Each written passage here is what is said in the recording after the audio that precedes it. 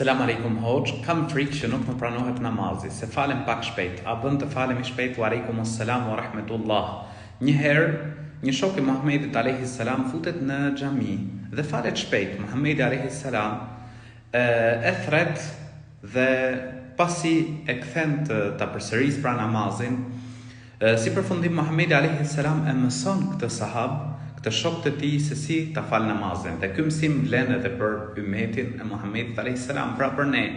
Kur të filloj namazin, pra të marr tekbirin fillestar, të lexoj pra Kur'an, më pas i thot kur të ulesh në ruku, e mëson Muhamedi alayhis salam që duhet të qetësohen pra gjymtyrët në ruku, më pas kur çohet në këmbë, përsëri qetësohet në këmbë, të ulet në sejdë, qetësohet në sejdë, të ngrihet prej sejdës, të qetësohet ulur, të bëj prapë sejdë, qetësohet në sejdë dhe kështu pra të veproj në gjithë namazin.